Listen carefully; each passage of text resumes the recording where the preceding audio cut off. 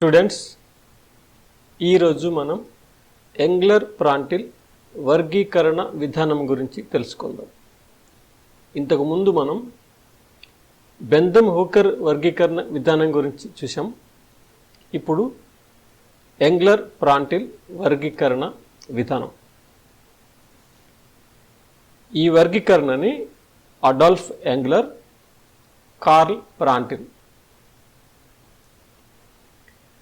ఈయన అడాల్ఫ్ ఎంగ్లర్, ఈయన కార్ల్ ప్రాంటిల్, వీరు జర్మన్ దేశానికి చెందిన వృక్ష శాస్త్రవేత్తలు. వీరు తమ వర్గీకరణ విధానాన్ని ఒక గ్రంథంలో వివరించారు. ఆ గ్రంథం పేరు డి నేచర్లిచెన్ ఫ్లాంజెన్ ఫెమిలియన్. ఇది చాలా పెద్ద గ్రంథం అన్నమాట. దీన్ని 23 వాల్యూమ్స్లో రాశారు. ఈ గ్రంథాన్ని 1878 నుంచి 1899 మధ్యలో ప్రచురించారు. ఇది గ్రంథం పేరు డై నేచర్లిచెన్ ఫ్లాంజెన్ ఫెమిలియన్. ఈ గ్రంథాన్ని 1878 నుంచి 1899 మధ్యలో ప్రచురించారు. ఇంతకుముందు మనం బెంథమ్ హూకర్ వర్గీకరణలో 3 వాల్యూమ్స్ ఉన్నాయని తెలుసుకున్నాం. కానీ దీంట్లోని 23 వాల్యూమ్స్ ఉన్నాయి. మరి ఎందుకని ఇంత పెద్ద గ్రంథం అంటే, బెంథమ్ హూకరు కేవలం విత్తనాలు ఉండే మొక్కల్ని వర్గీకరించారు.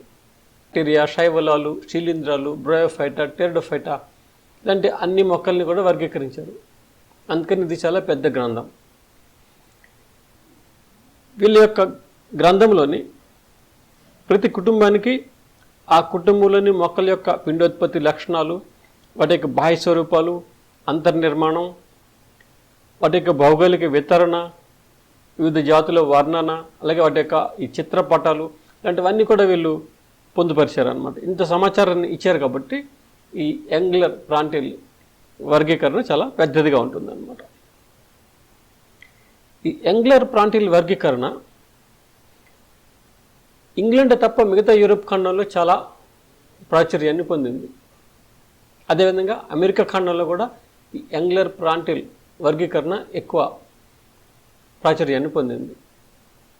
ఇంగ్లాండ్లో మాత్రం బెంథమ్ హూకర్ వర్గీకరణ, అదేవిధంగా ఆస్ట్రేలియాలోను అనేక ఆసియా దేశాల్లోనూ ఈ బెంథమ్ హూకర్ వర్గీకరణ ఎక్కువ ఆదరణ పొందింది. కానీ ఎంగ్లర్ ప్రాంటిల్ వర్గీకరణ ఇంగ్లాండ్ తప్ప మిగతా యూరోప్లోని, అదేవిధంగా అమెరికా ఖండంలోని చాలా ఆదరణని పొందినటువంటి వర్గీకరణ అన్నమాట. ఇంతకుముందు మనం తెలుసుకున్నాం బెంథమ్ హూకర్ వర్గీకరణ డి కాండోల్ అనే శాస్త్రవేత్త చేసిన వర్గీకరణ మీద ఆధారపడి ఉందనేసి. అలాగే ఈ ఎంగ్లర్ ప్రాంటిల్ వర్గీకరణ ఐక్లర్ అనే ఒక శాస్త్రవేత్త చేసిన వర్గీకరణ మీద ఆధారపడి ఉందన్నమాట.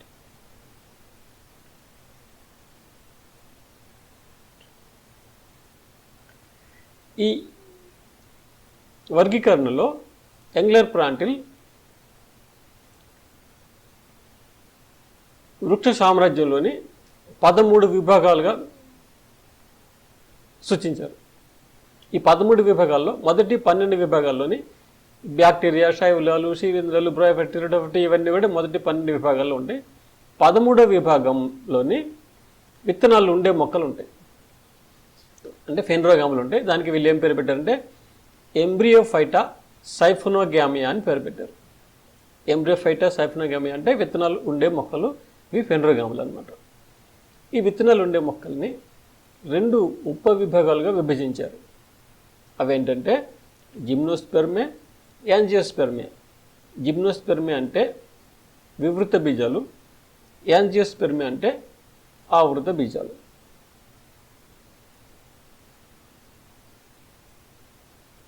దీంట్లోని ఈ బెంథమ్ హూకర్కి ఎంగ్లర్ ప్రాంటిల్కి ఒక ప్రధానమైన తేడాన్ని మనం గమనించవచ్చు. అదేంటంటే బెంథమ్ అండ్ హూకర్ ఏం చేశారంటే విత్తనాలు ఉండే మొక్కల్ని 3 తరగతులుగా విభజించారు. ద్విదళ బీజాలు, వివృత బీజాలు, ఏకదళ బీజాలు. అంటే వివృత బీజాలని ద్విదళ బీజాలకి, ఏకదళ బీజాలకి మధ్యలో పెట్టారు. అదొక పెద్ద లోపం అని చెప్పుకుంటాం. కానీ యాంగులర్ ప్లాంటీలు ఆ విధంగా చేయలేదు. జిమ్నోస్పెర్మ్ని సెపరేట్ చేసేసారు. ఏకదళ బీజాలని, ద్విదళ బీజాలని కలిపి ఆవృత బీజాలు అన్నారు. ఇందులో ఏకదళ బీజాల్లోని 11 క్రమాలు, 45 కుటుంబాలు ఉన్నాయి. ఈ యాంగులర్ ప్లాంటీలు ద్విదళ బీజాల కంటే ఏకదళ బీజాలని ముందు పెట్టారు. అది మనం బెంజమిన్ హూకర్ వర్క్ అనే విషయం వాళ్ళు ఏం చేశారంటే ద్విదళ బీజాల తర్వాత వివృత బీజాలను పెట్టి చివరిలో ఏకదళ బీజాలను ఉంచారు. కానీ యాంగులర్ ప్లాంటీలు ద్విదళ బీజాల కంటే కూడా ముందు ఏకదళ బీజాలను ఉంచారు. అయితే తర్వాత కొంతమంది శాస్త్రవేత్తలు మళ్ళీ యాంగులర్ ప్లాంటీల యొక్క విధానాన్ని రివైజ్ చేసి మళ్ళీ ముద్రించారు కొన్ని మార్పులతోని. అప్పుడు ఏకదళ బీజాలని తర్వాత పెట్టారు. కానీ ఒరిజినల్గా మాత్రం యాంగులర్ ప్లాంటీలు ఏకదళ బీజాలని ముందు పెట్టి ద్విదళ బీజాలని తర్వాత పెట్టారు. ఈ ద్విదళ బీజాలలోని 2 ఉపతరగతులుగా విభజించారు. ఆర్కిక్లామిడే, మెటాక్లామిడే.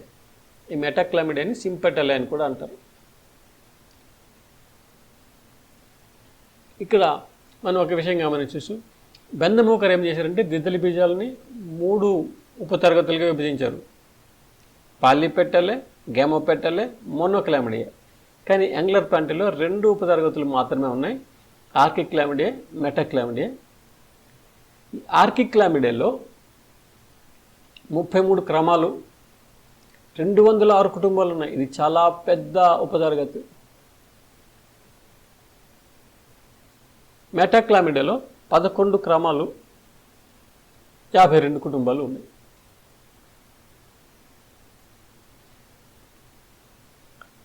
ఈ బెంజమిన్ హూకర్లోని పాలిపెటలలో ఉంచిన మొక్కల్ని అలాగే మోనోక్లామిడియాలో ఉంచిన మొక్కల్ని కలిపేసి వీళ్ళు ఆర్కిక్లామిడియాలో పెట్టారనమాట. అలాగే బెంజమిన్ హూకర్లో గేమోపెటల్లో ఉండే మొక్కల్ని ఇక్కడ వీళ్ళు మెటాక్లామిడియా అని పేరు పెట్టి పెట్టారనమాట. ఈ మెటాక్లామిడియాని సింపెటల్ అని ఇంకొక పేరు కూడా ఉంది. ఈ ఆర్కిక్లామిడియాలో ఎలాంటి మొక్కలు ఉంటాయంటే పరిపత్ర రహితమైన పుష్పాలు ఉండే మొక్కలు, లేదంటే పరిపత్రం ఒకే వలయంలో ఉండేటటువంటి పుష్పాలు గల మొక్కలు, లేదంటే పరిపత్రంలో 2 వలయాలు ఉండి ఆకర్షణ పత్రాలు అసంయుక్తంగా ఉండేలాంటి మొక్కలు. ఇలాంటి వాటన్నిటిని ఆర్కిక్లామిడియాలో ఉంచారు. మరి మెటాక్లామిడియాలో ఎలాంటి మొక్కలు ఉంటాయంటే పరిపత్రాలు 2 వలయాల్లో ఉండి ఆకర్షణ పత్రాలు సంయుక్తంగా ఉండే మొక్కల్ని మెటాక్లామిడియాలో ఉంచారన్నమాట.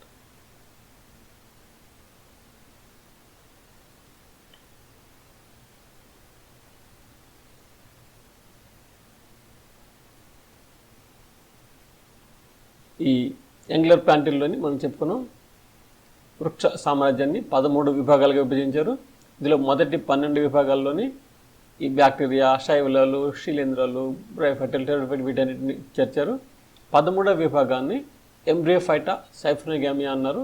దీంట్లోని విత్తనాలు ఉండే మొక్కలన్నింటినీ చేర్చారు. ఈ ఎంబ్రియోఫైటా, సైఫ్రోగామియాలో 2 ఉపవిభాగాలు ఉన్నాయి. జిమ్నోస్పెర్మే, యాంజియోస్పెర్మే అంటే వివృత బీజాలు, ఆవృత బీజాలు. వివృత బీజాల్లోని విత్తనాలు ఉంటాయి కానీ ఫలం ఉండదు. విత్తనాలు దేని నుంచి వస్తాయి? అండాల నుంచి వస్తాయి. ఫలదీకరణ తర్వాత అండాలు విత్తనాలుగా మారుతాయి. అండాశయం ఫలంగా మారుతుంది. అయితే ఈ వివృత బీజాల్లో అండాలు ఉంటాయి కానీ అండాశయం ఉండదు. అందువల్ల విత్తనాలు ఏర్పడతాయి కానీ ఫలాలు ఉండవు అన్నమాట. అదే యాంజియోస్పెర్మ్లో అయితే అండాలు అండాశయంలో ఉంటాయి, అండాశయం ఫలంగా మారుతుంది, అండాలు విత్తనంగా మారుతాయి. అది ఈ వివృత బీజాలకి, ఆవృత బీజాలకి భేదం. ఈ వివృత బీజాల్లోని 7 క్రమాలు ఉన్నాయి. అందులో మొట్టమొదటిది ఏంటంటే సైకాడోఫిలికలిస్. ఈ సైకాడోఫిలికలిస్ అంటే ఇందులోని అంతరించిపోయినటువంటి వివృత బీజాలు ఉన్నాయి. ఆ సైకాడోఫిలికలిస్ మొక్కలు ఇప్పుడు లేవు. కొన్ని కోట్ల సంవత్సరాల క్రితం భూమి మీద నివసించి వాటి శిలాజాలు మాత్రం ఇప్పుడు లభ్యమవుతూ ఉన్నాయన్నమాట. ఈ సైకాడోఫిలికస్లో కొన్ని టెరిడోఫైట్ లక్షణాలు ఉంటాయి, కొన్ని ఏమో వివృత బీజాల లక్షణాలు ఉంటాయన్నమాట. అయితే విత్తనాలు ఉండే మొక్కలే. ట్రీఫెరెన్స్ అని కూడా అంటారు వాటిని. అలాగే ఈ వివృతి బీజాలు చివరిలోని నీటేల్స్ అనే క్రమాన్ని ఉంచారు. నీటేల్స్లోనే నీటం అనే మొక్క ఉంటుంది అన్నమాట. ఇక ఈ యాంజియోస్పెర్మ్స్ని 2 తరగతులకు విభజించారు. మోనోకాటిలిడానే, డైకాటిలిడానే. మోనోకాటిలిడానే అంటే ఏకదళ బీజాలు, డైకాటిలిడానే అంటే ద్విదళ బీజాలు. ఏకదళ బీజాల్లో విత్తనంలో ఒకే బీజదళం ఉంటుంది. ద్విదళ బీజాల్లోని 2 బీజదళాలు ఉంటాయి. ఇంకా ఏకదళ బీజాల్లోని సాధారణంగా పత్రాల్లో ఈనెల వ్యాపనం చూసినట్టయితే సమాంతర ఈనెల వ్యాపనం ఉంటుంది, ప్యారలల్ వీనేషన్ ఉంటుంది. అదే డైకాటిలిడాన్స్లో అంటే ద్విదళ బీజాల్లో పత్రాల్లో చూసినట్టయితే రెటిక్యులేట్ వీనేషన్ ఉంటుంది, అంటే జాలాకార ఈనెల వ్యాపనం ఉంటుంది. ద్విదళ బీజ పత్రాల్లోని సాధారణంగా జాలాకార ఈనెల వ్యాపనం ఉంటుంది. అయితే కొన్ని ఎక్సెప్షన్స్ ఉన్నాయి. కొన్ని ద్విదళ బీజాల్లో సమాంతర ఈనెల వ్యాపనం ఉంటుంది, కొన్ని ఏకదళ బీజాల్లో జాలాకార ఈనెల వ్యాపనం ఉంటుంది. కానీ సాధారణంగా ఏంటంటే ఏకదళ బీజాల్లో జాలాకార ఈనెల వ్యాపనం, ద్విదళ బీజాల్లో సమాంతర ఈనెల వ్యాపనం ఉంటాయి అన్నమాట. ఈ ఏకదళ బీజాలని 11 క్రమాలుగాను 45 కుటుంబాలుగాను విభజించారు. ఈ యాంగులర్ ప్లాంటల్ వర్గీకరణలోని ఏకదళ బీజాల్లో 11 క్రమాలు, 45 కుటుంబాలు ఉంటాయి.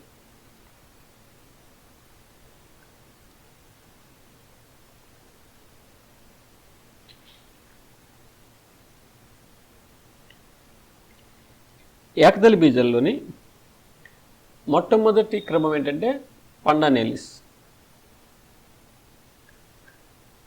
ఈ పండానేలిస్లోని టైఫేసి అనే కుటుంబాన్ని మొట్టమొదట ఉంచారనమాట. అంటే ఏకదళ బీజాలు ఏ కుటుంబంతో స్టార్ట్ అవుతాయంటే టైఫేసి అనే కుటుంబంతో స్టార్ట్ అవుతాయి. ఈ టైఫేసి కుటుంబం ఏ క్రమంలో ఉంది? పండానేలిస్ అనే క్రమంలో ఉంది.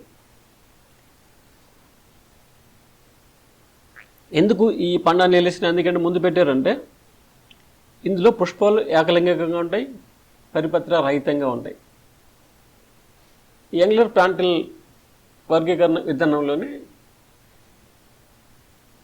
పరిపత్ర రహితంగా ఉండే పుష్పాలు, ఏకలింగంగా ఉండే పుష్పాలని ఆదిమమైన వాటిగా వీళ్ళు భావించారు. అందువల్ల అలాంటి పుష్పాలు కలిగిన కుటుంబాలను వీళ్ళు ఎప్పుడు కూడా ముందు పెట్టారనమాట.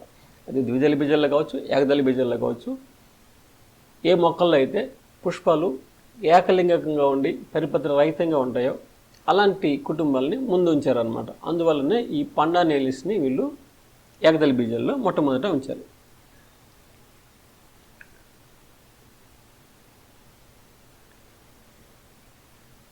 ఈ వర్గీకరణలో అండాశయం యొక్క స్థానానికి పెద్దగా ప్రాధాన్యత ఇవ్వలేదు. అందుకని వీళ్ళు లిల్లియేసి అలాగే అమరిలిడేసి ఈ 2 కుటుంబాలని కూడా లిల్లిఫ్లూరే అనే క్రమంలో పెట్టారు. లిల్లియేసిలోనేమో ఊర్ధ్వాన్యాసం ఉంటుంది, అమరిలిడేసిలో నిమ్నాన్యాసం ఉంటుంది. అయినా సరే ఆ మిగతా అన్ని స్వరూప లక్షణాలు కూడా ఒక విధంగా ఉంటాయి కాబట్టి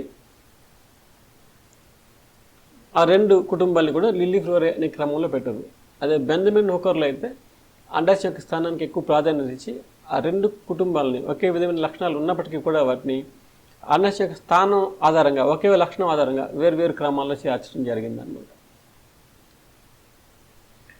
అలాగే ఈ ఏకదళ బీజాల్లోని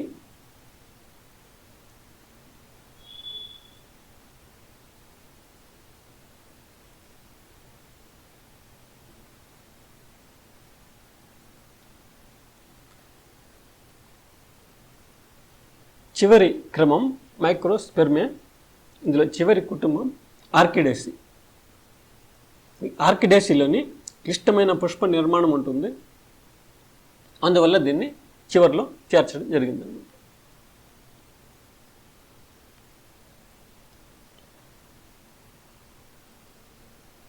తర్వాత వీళ్ళు ద్విదళ బీజాలని 2 ఉపతరగతులుగా విభజించారు. ఇవంటి ఆర్కిక్లామిడే, మెటాక్లామిడే. మెటాక్లామిడేకి సింపెటల్ అనే పేరు కూడా ఉంది. ఆర్కిక్లామిడే, సింపెటల్.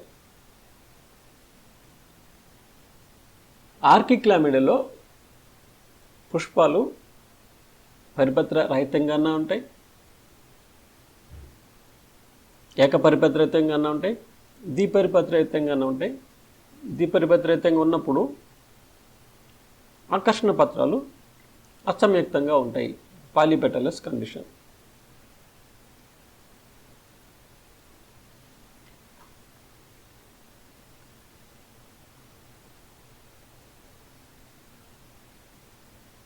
అదే సింపెటలే లేదా మెటాక్లామిడేలో పరిపత్రాలు 2 వలయాల్లో ఉంటాయి, ఆకర్షణ పత్రాలు సంయుక్తంగా ఉంటాయి. ఆకర్షణ పత్రాలు సంయుక్తంగా ఉంటాయి, అది సింపెటలే అన్నమాట. అంటే బెందమూకర్లు ఉన్నటువంటి గేమోపెటలేని వీళ్ళు సింపెటలే అన్నారు. బెందమూకర్లోని పాలీపెటలే, మోనోక్లామిడే ఆ రెండింటిని కలిపి ఆర్కిక్లామిడేలో చేర్చారన్నమాట.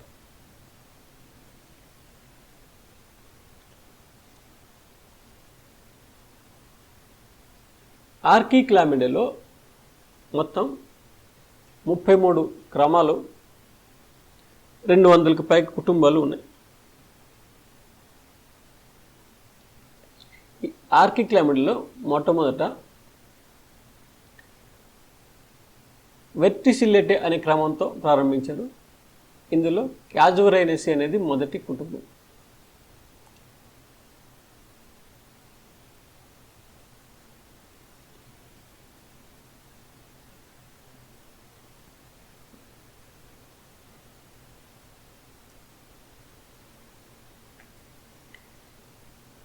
ఈ వెర్టిసిల్లెటేతో ఎందుకు ప్రారంభించారంటే, ఈ వెర్టిసిల్లెటేలో ఏకలింగక పుష్పాలు, పరిపత్ర రహితమైన పుష్పాలు ఉంటాయి. ఈ యంగ్లర్ ప్రాంటిల్ వర్గీకరణలో ఏం భావించారంటే, ఏకలింగక పుష్పాలు, పరిపత్ర రహితమైన పుష్పాలు చాలా ఆదిమమైనవని భావించారు. అందువల్ల అలాంటి పుష్పాలు ఉండే మొక్కల్ని మొదటగా చేర్చారనమాట. అందుకనే వెర్టిసిల్లెటే, పైపరెలిస్, సాలికెలిస్, గారియలిస్ ఇలాంటి క్రమాలని మొదట ఉంచారన్నమాట. ఈ క్రమాలలో క్యాట్కిన్ పుష్ప విన్యాసం లేదా అమెంటి పుష్ప విన్యాసం ఉంటుంది. అందుకని వీటిని అమెంటిఫెరస్ కుటుంబాలు అంటారు. ఇలాంటి కుటుంబాలు ఎక్కువగా వాయు పరాగ సంపర్కం కనిపిస్తూ ఉంటుంది అన్నమాట.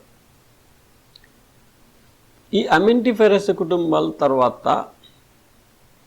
ఏకపరిపత్ర యుతమైనటువంటి పుష్పాలు ఉన్న క్రమాలను చేర్చారు. వీటిలోని చివరిది ఏంటంటే సెంట్రోస్పెర్మే. దీంట్లో అమరాంతేసి కుటుంబం, నిక్టాజినేసి కుటుంబం మొదలైన ఉంటాయి.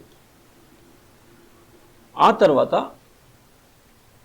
ద్విపరిపత్రయుతమైనటువంటి, భిన్న పరిపత్రయుతమైనటువంటి పుష్పాల్లో ఆకర్షణ పత్రాలు అసంయుక్తంగా ఉండే కుటుంబాలని చేర్చారు.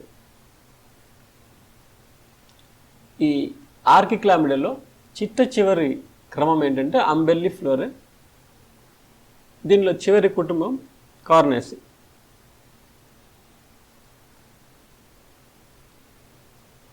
దీంట్లో నిమ్న అండాశయం, అండకోశపరిక పుష్పాలు ఉంటాయన్నమాట. దాని తర్వాత సింపెటలేలో మొత్తం 11 క్రమాలు, 52 కుటుంబాలు ఉన్నాయి. ఈ సింపెటలలో మొట్టమొదటి క్రమం ఎరికెలిస్. దీనిలో మొదటి కుటుంబం క్లెత్రేసి.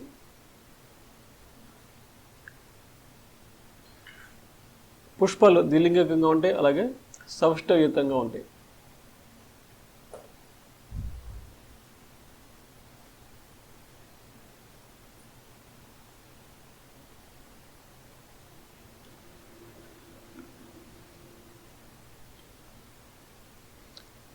వాటి తర్వాత కాంటార్టే, ట్యూబిఫ్లోరే ఇలాంటి కుటుంబాలు, ఇలాంటి క్రమాలను ఉంచారు.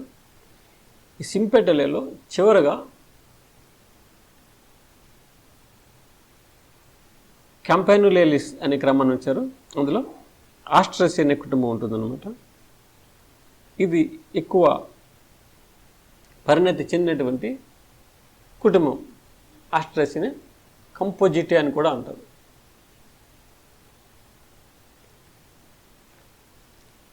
ఇప్పుడు ఈ ఎంగ్లర్ ప్రాంటిల్ వర్గీకరణ విధానంలో ఉన్నటువంటి ప్రతిభలు, లోపాలు తెలుసుకోండి.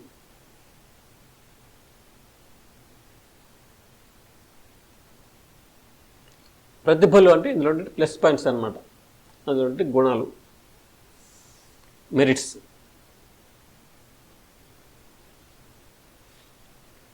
ఈ ఎంగ్లర్ ప్రాంటిల్ వర్గీకరణ ఒక వర్గ వికాస వర్గీకరణ.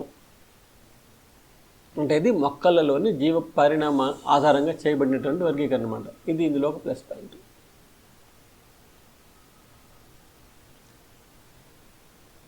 రెండో విషయం ఏంటంటే ఎంగ్లర్ ప్రాంటిల్ వర్గీకరణలో మొత్తం వృక్ష సామ్రాజ్యాన్ని వర్గీకరించారు.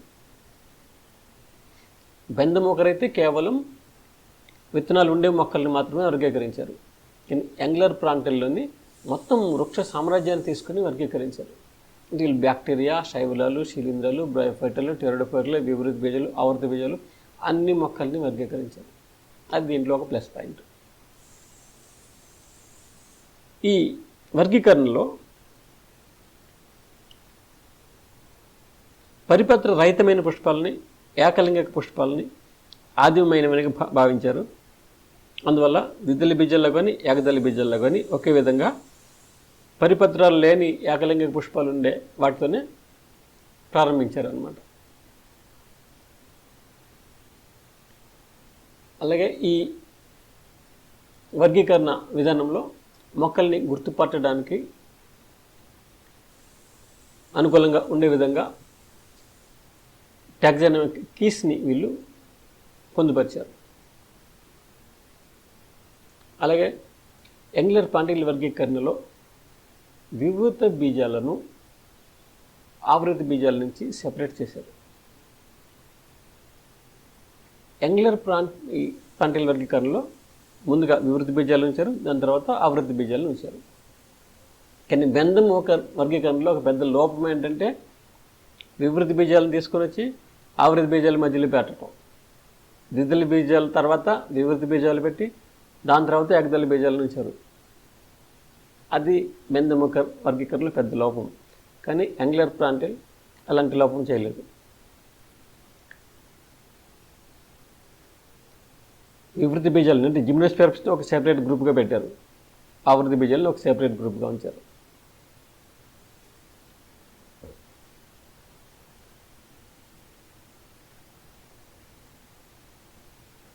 తర్వాత ఎంగ్లర్ ప్రాంటిల్ వర్గీకరణలో ఆస్ట్రేసి కుటుంబాన్ని ద్విదళ బీజాల్లో చివరి కుటుంబంగా ఉంచారు. ఇది చాలా ఉచితమైనటువంటి నిర్ణయం. ఎందుకంటే ఆస్ట్రేసి కుటుంబం చాలా పరిణతి చెందిన కుటుంబం కాబట్టి దానిని చివరిలో ఉంచాలి, వీళ్ళు అలాగే ఉంచారు. అదేవిధంగా ఏకదళ బీజాల్లో ఆర్కిడేసి కుటుంబం చాలా పరిణతి చెందిన కుటుంబం, దాన్ని చివరిలో ఉంచడం కూడా ఒక ప్లస్ పాయింట్. అలాగే ఈ ఎంగ్లర్ ప్రాంటిల్ వర్గీకరణలోని అంతర్నిర్మాణానికి సంబంధించిన విషయాలను కూడా పరిగణలోకి తీసుకున్నారు.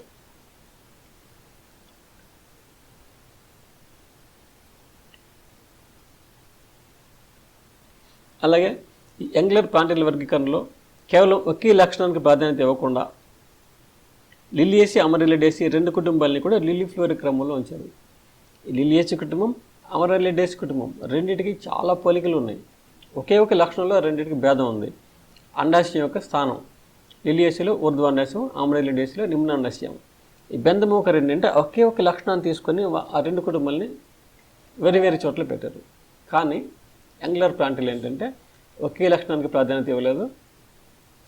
అందుకని మిగతా అన్ని లక్షణాలు కూడా వాటి యొక్క సారూప్యత ఉంది కాబట్టి ఆ రెండు కుటుంబాలను కూడా ఒకే క్రమంలో చేర్చారన్నమాట.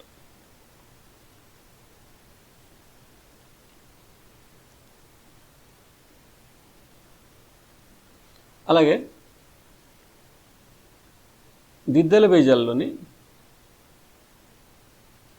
అసంయుక్తమైన లక్షణం కంటే కూడా సంయుక్త ఆకర్షణ పత్రాలు అనేది పరిణతి చెందిన లక్షణంగా భావించారు. అందువల్ల దిద్దెల బీజాల్లో మొదట ఆర్కిక్లామిడే అని ఉంచారు, తర్వాత చింపెటల్ అని ఉంచారు అన్నమాట. ఇవి ఈ బెందముకర్ వర్గీకరణలోని మెరిట్స్ అంటే ప్రతిభలు, గుణాలు, రెస్పాన్స్ అన్నమాట. నెక్స్ట్ వర్గీకరణలో ఉన్నటువంటి లోపాలను చూద్దాం. అంటే డిమెరిట్స్ అన్నమాట.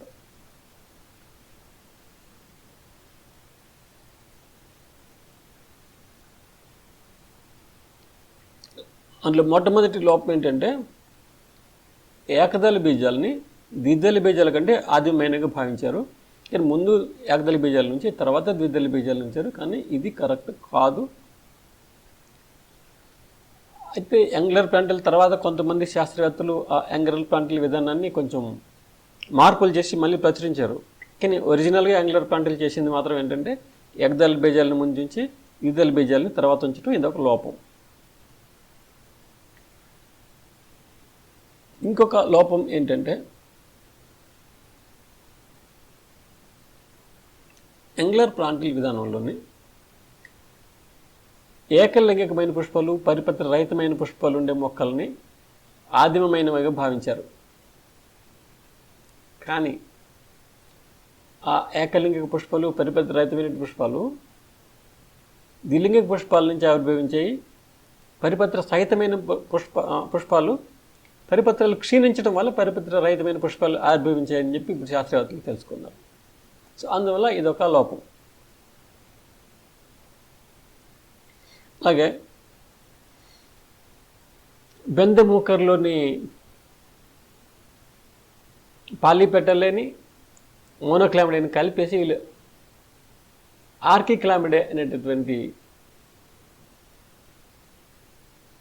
ఉపతరగతిని సృష్టించారు.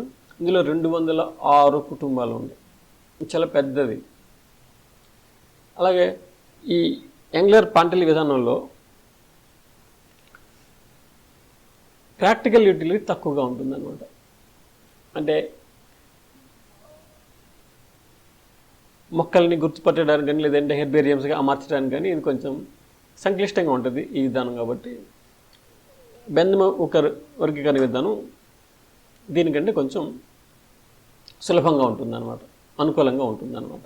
ప్రాక్టికల్ యూటిలిటీ దానికి ఎక్కువ ఉంటుందన్నమాట.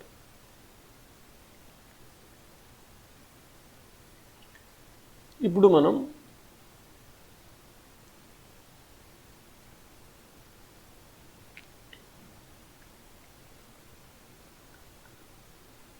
అలాగే ఈ యాంగులర్ ప్లాంటిల్ వర్గీకరణలో గ్రామీణ కుటుంబానికి సముచితమైన స్థానం లభించలేదు. గ్రామీణ కుటుంబం కూడా చాలా పురోగతి చెందిన కుటుంబం, ఎంతో పరిణతి చెందిన కుటుంబం. అయితే దీనికి సముచితమైనటువంటి స్థానం ఈ యాంగులర్ ప్లాంటిల్ వర్గీకరణలో లభించలేదు. బెందముకర్ వర్గీకరణలో అయితే ఈ గ్రామీణ కుటుంబం అంటే పోయెస్ట్ కుటుంబాన్ని చివరిలో ఉంచారు, ఎందుకంటే చాలా పురోగతి చెందింది. కానీ యాంగులర్ ప్లాంటిల్లో అలాంటి మంచి స్థానం దానికి లభించలేదు, అదొక లోపం అన్నమాట.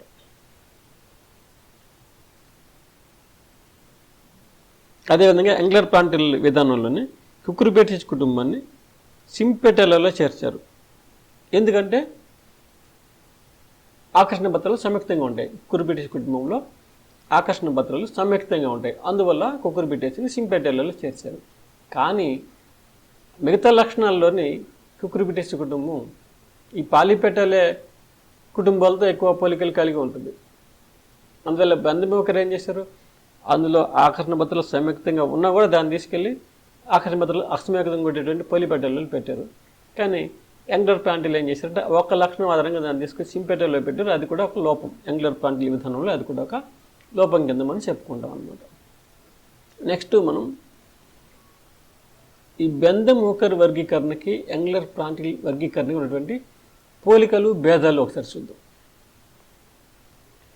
ఈ బెందముకర్ వర్గీకరణ జెనెరా ప్లాంటేరం అనేటువంటి గ్రంథంలో ప్రచురించబడింది. ఈ యాంగులర్ ప్లాంటిల్ వర్గీకరణ డి నేచర్లిచన్ ఫ్లాంజన్ ఫెమిలియన్ అనే గ్రంథంలో ప్రచురించబడింది. ఈ బెందముకర్ వర్గీకరణ అనేది ఒక సహజ వర్గీకరణ విధానం, ఒక న్యాచురల్ సిస్టమ్ అన్నమాట.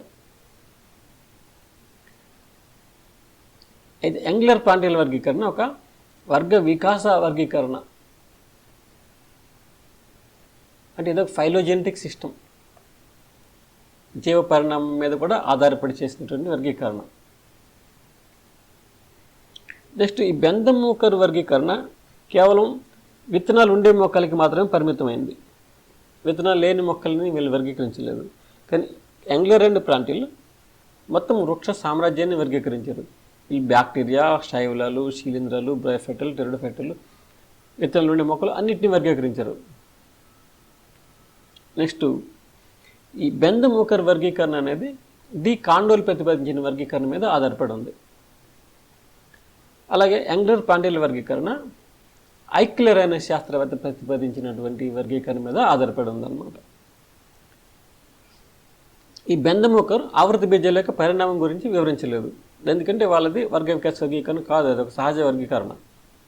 కానీ యంగ్లర్ ప్రాంటిలు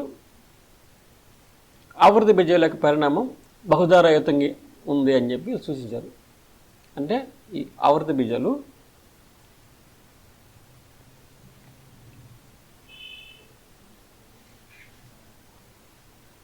ఏ విధంగా ఆవిర్భవించాయి అనేది వీళ్ళు వివరించారనమాట. ప్రోటో యాంజియోస్పెర్ములు అనేటువంటి పూర్వీకుల నుంచి ఈ ఆవృత బీజాలు ఆవిర్భవించాయి, అవి బహుధారాలుగా ఆవిర్భవించాయని వీళ్ళు చెప్పారన్నమాట. నెక్స్ట్ ఈ బెందముకరు విత్తనాలు ఉండే మొక్కల్ని ద్విదళ బీజాలు, వివృత బీజాలు, ఏకదళ బీజాలు అని చెప్పి 3 తరగతులు చేశారు. ఆ వివృత బీజాలని ద్విదళ బీజాలకి, ఏకదళ బీజాలకి మధ్యలో ఉంచారు, అది వాళ్ళ బెందముకర్ వర్గీకరణ లోపం. కానీ యంగ్లర్ ప్లాంట్లు విత్తనాలు ఉండే మొక్కల్ని 2 తరగతులకు విభజించారు, వివృత బీజాలు, ఆవృత బీజాలు. అందులో వివృత బీజాలని ఆవృత బీజాల కంటే ముందు ఉంచారు, ఇది చాలా కరెక్ట్ పద్ధతి. బెందముకర్ వర్గీకరణలోని ద్విదళ బీజాలని ముందు ఉంచి ఏకదళ బీజాలను తర్వాత ఉంచారు. కానీ యంగ్లర్ పాంటియల్ వర్గీకరణలోని ముందు ఏకదళ బీజాలు ఉంటాయి, ఏకదళ బీజాల తర్వాత ద్విదళ బీజాలు వస్తాయి. అయితే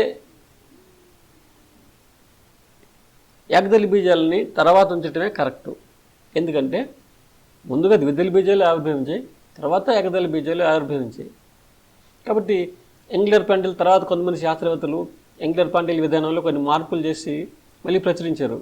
కానీ ఒరిజినల్గా యంగ్లర్ పాంటియల్ చేసింది ఏంటంటే ఏకదళ బీజాలని ముందుంచి ద్విదళ బీజాలని తర్వాత ఉంచడం, ఇది ఒక లోపం.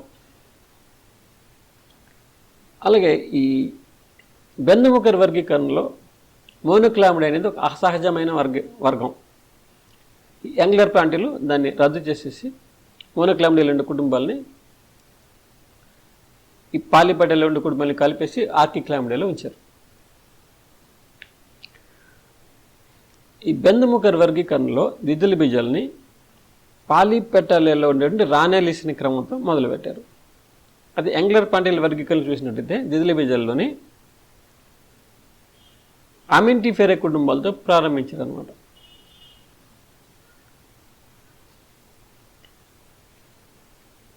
అలాగే ఈ బెందముకర్ వర్గీకరణలోని పాలిపెటాలియాలో చివరిలోని అంబెలియలిస్ అనే క్రమం ఉంటుంది.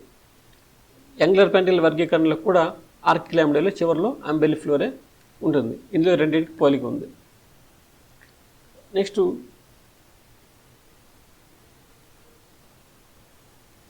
ఈ కుక్కుర్బిటేసి అనే కుటుంబాన్ని బెందముకర్ ఏమో పాలిపెటాలియాలో ఉంచారు.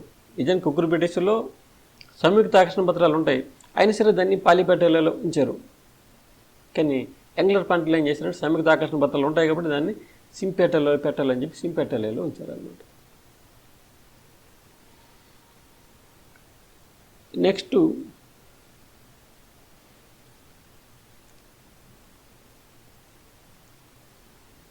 యంగ్లర్ పాంటియల్ వర్గీకరణలోని కంపోజిటే కుటుంబాన్ని అంటే ఆస్ట్రేసి కుటుంబాన్ని చివరిలో ఉంచారు, ఎందుకంటే చాలా పరిణతి చెందిన కుటుంబం. కానీ బెందముకర్ వర్గీకరణలో ఈ కంపోజిట్ కుటుంబం యొక్క ప్రాధాన్యతని గుర్తించలేదు. వాళ్ళు ఆస్ట్రేలియా కుటుంబం యొక్క ప్రాధాన్యతని ఎక్కువ పరిణతి చెందినగా గుర్తించలేదన్నమాట బెందముకర్. అది వాళ్ళ వర్గీకరణలో ఒక లోపంగా మనం చెప్పుకోవచ్చు. బెందముకర్ వర్గీకరణలోని ఏకదళ బీజాల్లోని 7 శ్రేణులు ఉన్నాయి. మొదట హైడ్రోకారిటేసి, ఆర్కిడేసి లాంటి కుటుంబాలైనటువంటి మైక్రోస్పెర్మితో వాళ్ళు ప్రారంభించారు ఏకదళ బీజాలను. కానీ యంగ్లర్ పాండేల వర్గీకరణలోని ఏకదళ బీజాల్లో 11 క్రమాలు ఉన్నాయి. మొదట వీళ్ళు పండానియాలిస్తో ప్రారంభించారు. ఎందుకంటే ఈ పండానియాలిస్ క్రమంలోనే ఏకలింగక పుష్పాలు, పరిపత్ర రహితమైన పుష్పాలు ఉంటాయి కాబట్టి ఆ పండానియాలిస్తోని వీళ్ళు ఏకదళ బీజాలని మొదలుపెట్టారు. ఎందుకంటే యంగ్లర్ ప్లాంటల్ విధానంలో పరిపత్ర రహితమైన పుష్పాలు ఉన్న మొక్కలు, ఏకలింగక పుష్పాలు ఉన్నటువంటి మొక్కలు ఆదిమమైనదిగా వీళ్ళు భావించారు. ఆ సూత్రం ఆధారంగా వీళ్ళు పండానియాలిస్ క్రమంతోనే ఏకదళ బీజాలని మొదలుపెట్టారనమాట. ఈ బెందముకర్ వర్గీకరణలో ఏకదళ బీజాల చివరిలో గ్రామీణ కుటుంబాన్ని ఉంచారు. కానీ యంగ్లర్ పాంటల్ వర్గీకరణలోని గ్రామీణ కుటుంబాన్ని 4వ క్రమం అయినటువంటి గ్లూమిఫ్లోరాలో ఉంచారు.